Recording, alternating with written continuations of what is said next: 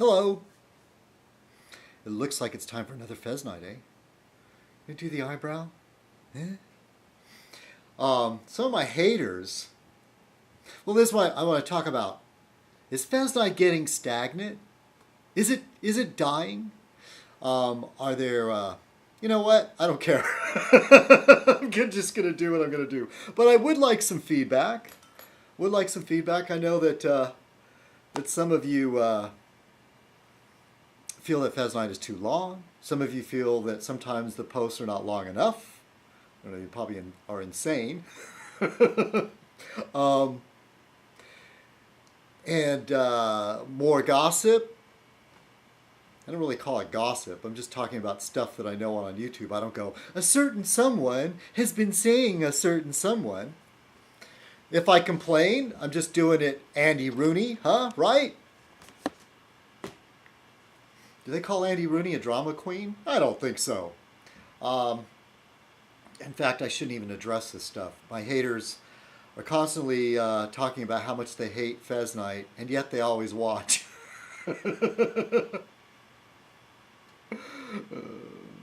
Yeah, but I would like some feedback, you know? Every now and then, I guess, if you think it's going the wrong direction. I know Louis Riggi likes it when I talk about politics. John's Wacky World says that he likes it better when I was drinking, and in his words, gossiping. I don't call it gossip. Gossip is sort of when you make stuff up, right? Or is it? Are you just repeating the news? So just repeating the news is like telling somebody about something you read in the newspaper, gossiping. Speaking of Wacky John, I'm not sure exactly how to handle him. He is begging for attention. At first I ignored him, and then he just seemed to be keeping it up. And then I started like, basically he's like going after me, trying to pick a fight. And I started fighting with him back. And the thing is, the boy ain't right, okay? And it just doesn't feel right to pick on him, you know? But, and yet he's like some little dog following around trying to hump my leg. So, I don't know. What do you think? Should I ignore him, or do you think Wacky John is fair game? I don't mind his parodies. They're just so stupid. He did this Fez night with a bucket on his head. And I said to him, you know what would be really funny? If you put that bucket on your head and hit yourself with that baseball bat that you have, like on the head. Dunk, dunk, dunk. And he said, oh, you read my mind. I'm going to do that on part 3. Well, we're still waiting, John. It was so funny when Monk was hosting that blog TV and he kept telling you to hit yourself with that bat, and you kept doing it. That was hilarious. And speaking of which, shoot, maybe I should just don my Fez. I keep talking. Greetings, fellow citizens. This is Citizen Kong, and welcome to another Fez night. Tonight's Fez night should be called Fez Ahead. Whoops, did I do that wrong? So we have to do it this way, okay? First, we don the Fez. Time to don the Fez. There we are. Greetings, fellow citizens. This is Citizen Kong, and welcome to another Fez night. Tonight's Fez night should be called Fez Ahead. Now, getting back to Wacky John. Yeah, he so much wants to be part of something, and I guess I should be flattered. He thinks that by attacking me, he will get attention. You know, now that he's leader of the network of evil. Yeah, we all know why that happened. Don't we, Jeff? So anyway, and then speaking of which, what's fair game? Look, I've been on YouTube for how long now? Anybody know? It's been years. And for the longest time, I really tried to avoid directly fighting with women on YouTube. Like I've said in the reel, it never comes off well. If you're going to fight, remember like Andy Kaufman used to wrestle women in the ring? That's what made it so funny. the like uncomfortableness of it all. If a man fights a woman and he wins, it looks bad. If he loses, it looks bad. It's a no-win situation. But when some person on the internet who we assume is female, that person may not be female. We don't know unless that person shows his or her face.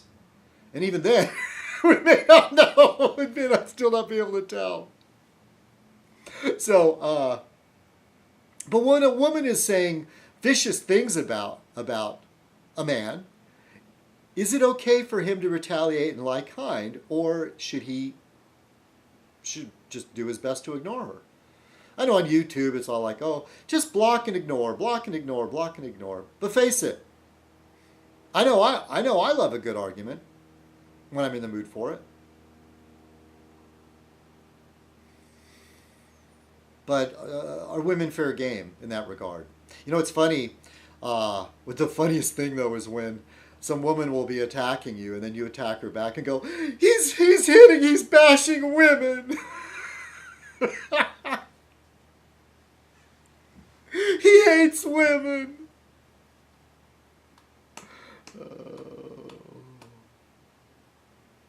I know misogynist is for somebody that hates women, a man that hates women.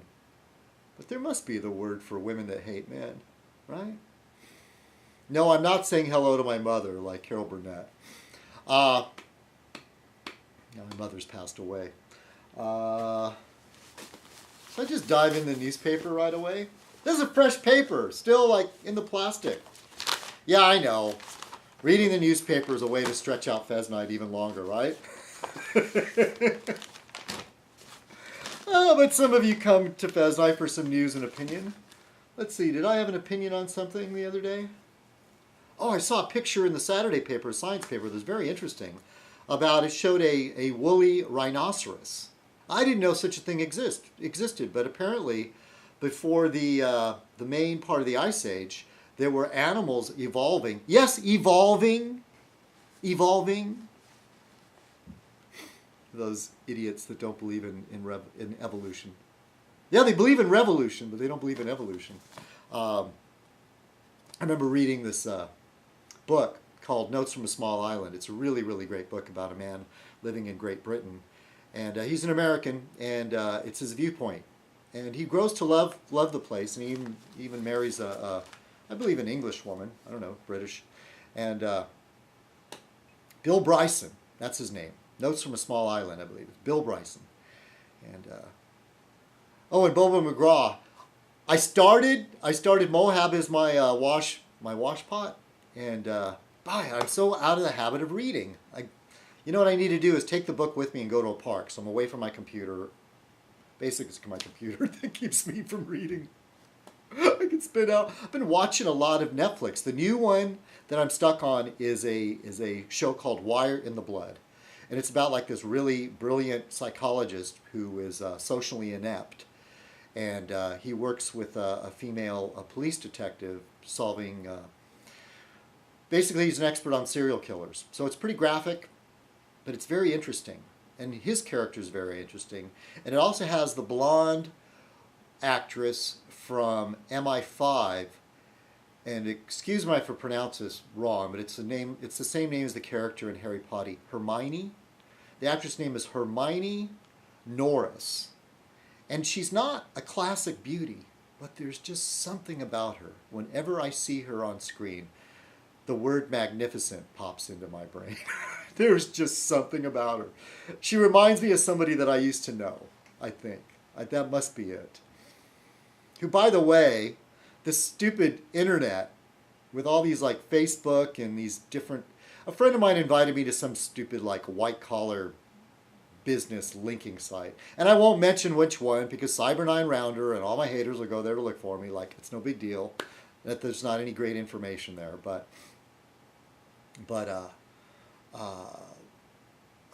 he keeps sending me these things. Do you know this person? Do you know this person? Do you know this person?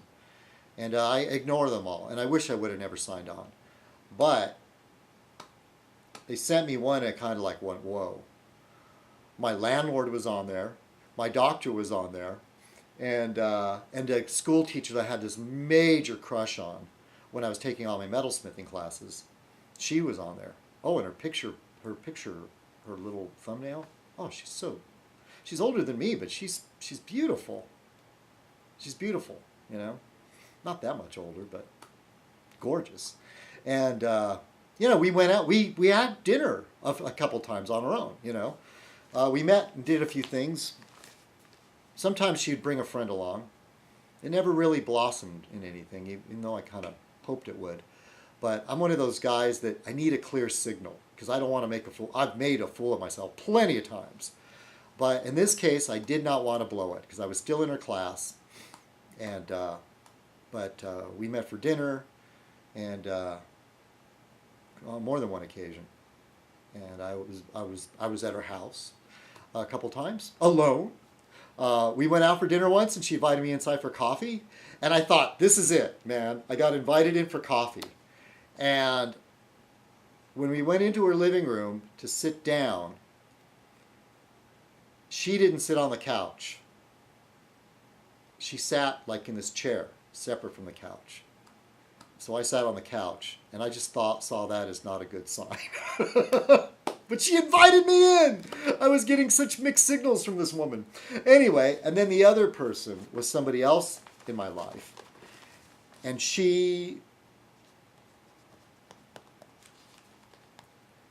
at the time, she was really into this, like, I need to buy a house, because everybody's buying houses and the prices are going up, and I got to get a house before it's too late. And this was just like when the bubble was about to burst. And I told her, the time not to do stuff like this is when everybody's doing it. Well, she bought this house and moved away. And then we kind of lost contact. And then when I heard from her again, she had met someone else and she was pregnant. But I did not feel good about that. So anyway, and then my hours were being cut for my job, and I was about to lose my job. I wasn't prepared for being laid off, but eventually I was. And I just didn't feel like talking to her. I didn't feel like talking to anybody. And this is, I could go ahead and talk about this. I know I'm off on a tangent. Maybe I go back to what I was talking about. But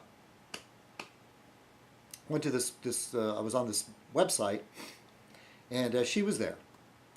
And then she contacted me through it.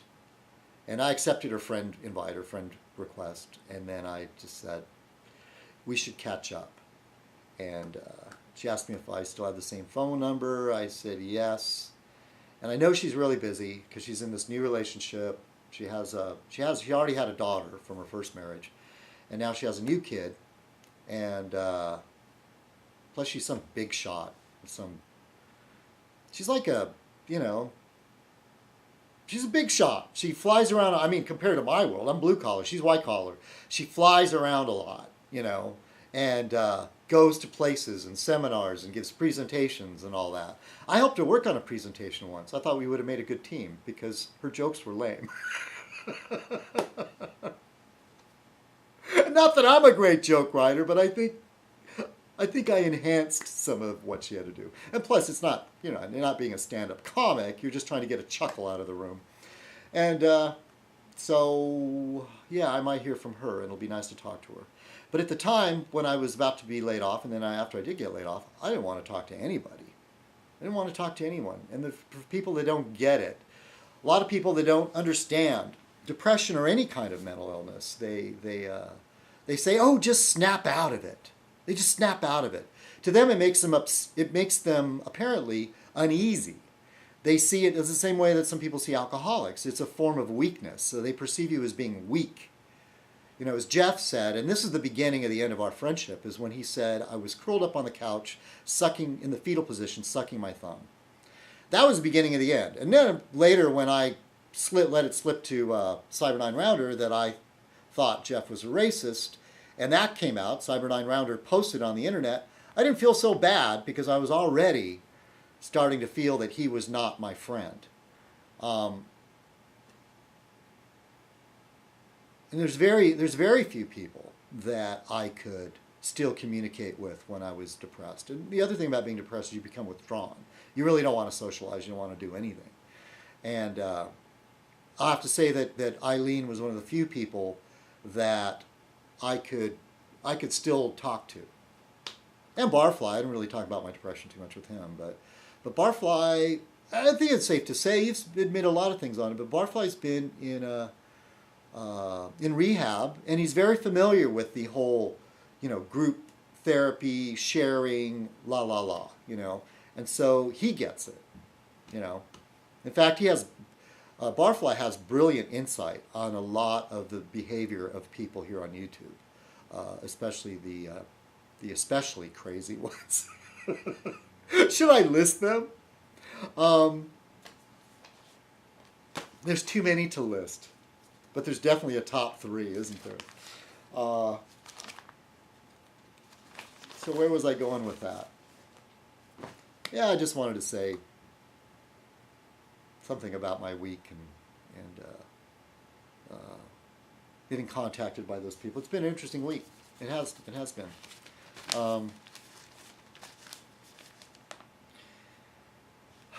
I'm suddenly at a loss for words. Oh, and yeah, getting back to Wacky John or Fez Night. Wacky John thinks that it's better when I get drunk and gossip. Yeah, I already said that, didn't I? I don't know, I'm more of a tea drinker. Oh, speaking of which, I forgot about my tea. And a coffee drinker.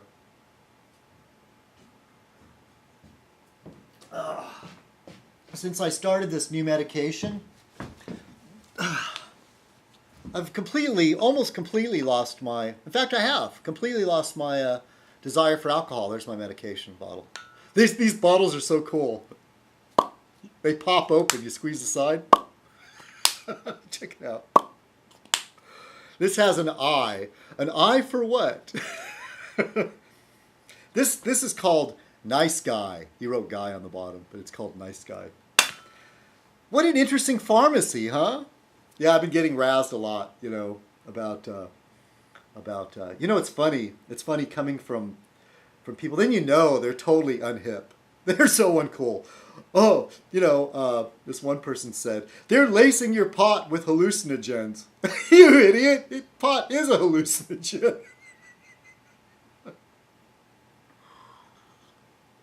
Yeah, I know. There's this stereotype, the pot is, you lost and everything. I'll admit, I sort of seem to let things go a little bit, But hey, I've done that pretty much all my life. Yeah, what was the other thing in the whole, since I've been medicated, it's altered my behavior. Maybe. You be the judge. I know I definitely not drinking on YouTube. I had to give up alcohol there for a while. But now I think it's okay for me to drink again, but I don't have the desire. All right, am I boring you all too much? I'm going on about 20 minutes. Oh man, this whole thing with the economy, it's getting me all depressed all over again. I don't really want to talk about it. Oh, I started to say that woolly mammoth. Oh, I don't know where I went all the way around. Could it be the cannabis affecting me? Bill Bryson, when he was in, he wrote in part of the book, he wrote that he went to the, he was at the place where Charles Darwin, I guess was buried, his mausoleum, his whatever, his marker, and he saw 2 American tourists spit on it. And it's obviously some type of crazy Christian right-wing type person that hates evolution and hates Charles Darwin. But there's such an example there of the ugly American. What those other people there that saw that and knew they were American must have thought about us. I don't think people like that we shouldn't let leave the country. When you apply for a passport, you should state what your beliefs are and whether you're going to make us look like we're a bunch of idiots here, right? Yeah, and this woolly rhinoceros. So apparently, these before the Ice Age got into full bore or full kick over millions of years, these animals were already evolving, and when the Ice Age did kick in, they were set. they were evolving in the north, and they were able to move south. Your woolly mammoth, your saber-toothed tiger, and this woolly rhinoceros, which was really cool looking in the drawing. I also started watching Walking Dead. I've watched a few episodes of that, but it's not available for streaming. On Hulu, they showed you the first episode, and they wouldn't show you anything else. God, that pissed me off. So now they finally have it on DVD, so I started watching it on there. Guess that's it. Try to think about anything else on YouTube that's been interesting.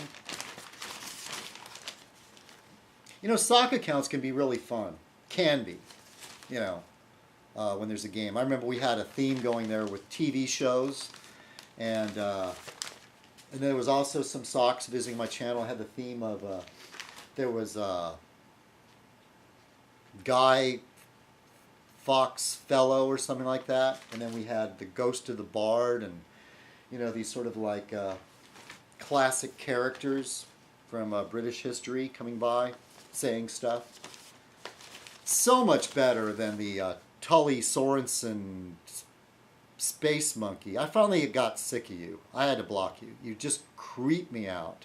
I would rather put up with Andy or Pops having fomas on my channel than to read your comments about me having a penis and a vagina and you doubting it or some weird stuff. You are very, and I know you've vlogged a little bit, and on some level I relate to you on some of your issues, but on the rest, and I've tried to let you know I don't want that sort of creepy. I don't know, there's just something about what you write makes my skin crawl. So take your Space Monkey and your Tully Sorensen and whatever, and then your excuse is no, Space Monkey would ask that, but not Tully. You're all the same person, okay? That's even creepier, you know? You're all the same person, we can tell. A lot of movies coming out. Did I dare go in there? Fall movie sneaks? A lot of fucking repeats, rehashes of the crazy shit.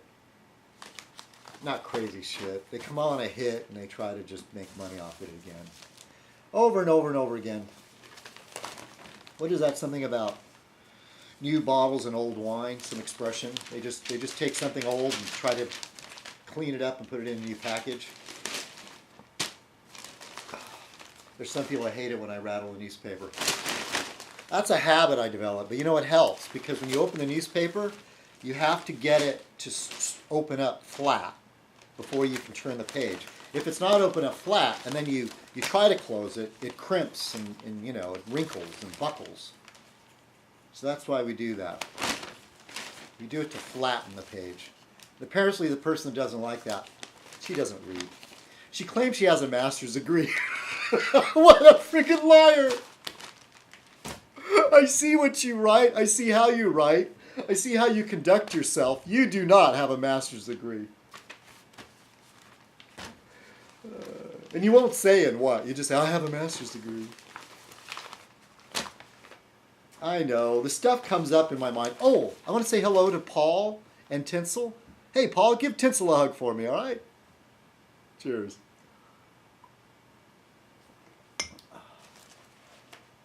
Yeah. I don't know. 9/11's coming up, huh? So I see something here. They're going to start talking about 9/11 again. You know what happened on 9/11? There was these guys that flew some planes into the Twin Towers, you know? And gave birth to a whole bunch of weird theories. You know, my taste in cars, I like little tiny cars. The car I drive now is not tiny.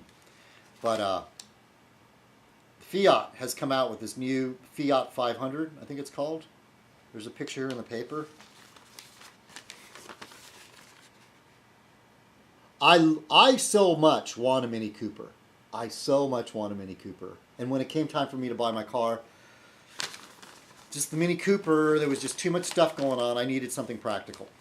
And I got something practical instead. Someday maybe the Mini Cooper. But this Fiat 500, I have to say, It's a cute little car. What does it Fiat stand for? Fix it again, Tony. You know the other car that's kind of cool. I've never bought a Toyota or owned a Toyota, but those Toyota, the woman that shall not be mentioned, when I last saw her, and I was helping her out doing stuff, she bought a Yaris, which I think is a pretty cool looking little car. The equivalent car is the Honda Fit, and I'm a big Honda fan now. That's what I drive now, a Honda. I drive a Honda Element, and I really like the car, but I miss the handling of my MGB. Oh man, it's so nice being low to the ground, low to the road, feeling the road. God, I so miss my MG now. That thing became it became a money pit. And what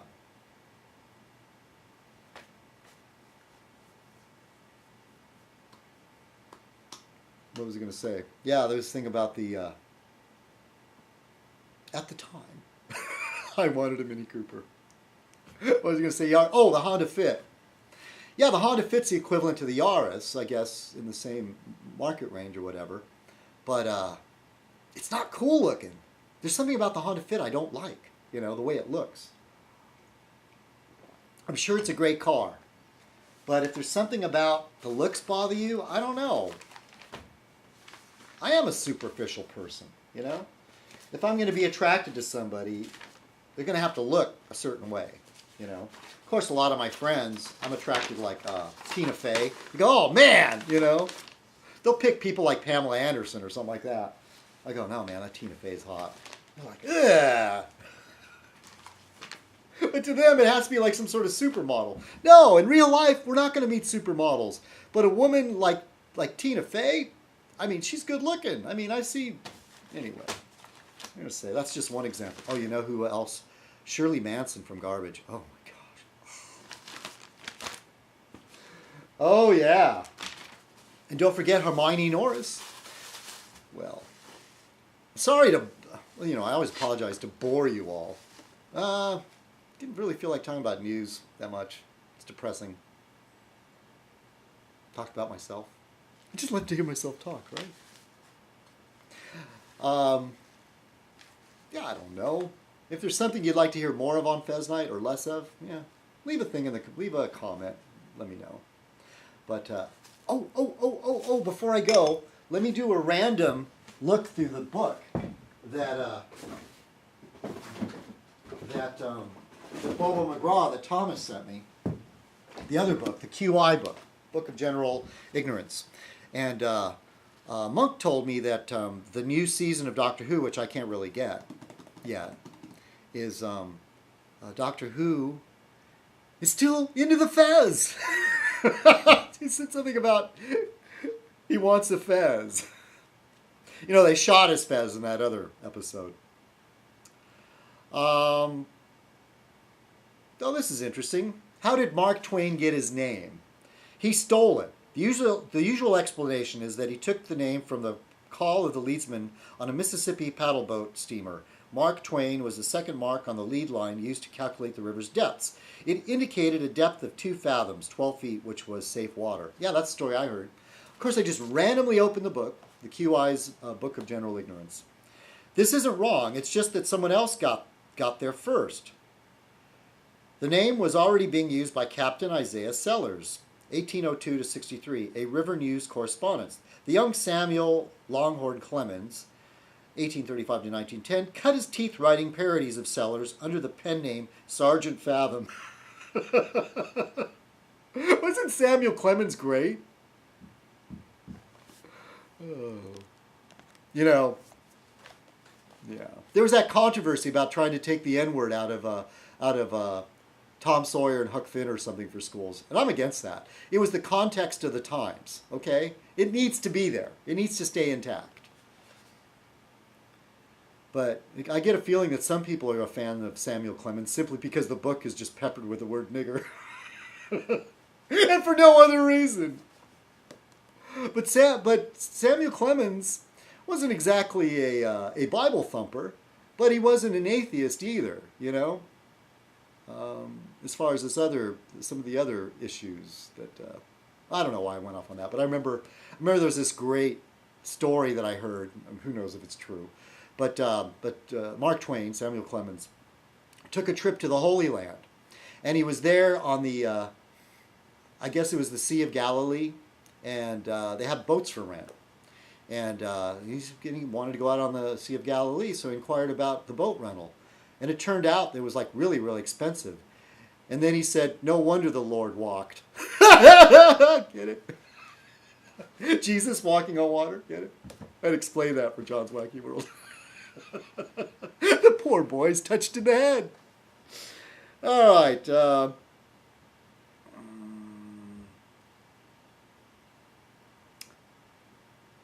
Well, let's see. Okay, so Samuel Clemens was doing a parody of this. Was not of a literary turn or capacity, but was a fine man, a high-minded man, and greatly respected both ashore and on land. The pen name Sergeant Fez, according to Clemens, Sellers was not of a literary turn or capacity, but was a fine man, a high-minded man, and greatly respected both ashore and on land. The Sergeant Fathom burlesques mortified him. Clemens later wrote he had never been held up to ridicule before. He was sensitive, and he never got over the hurt which I had wantonly and stupidly inflicted upon his dignity.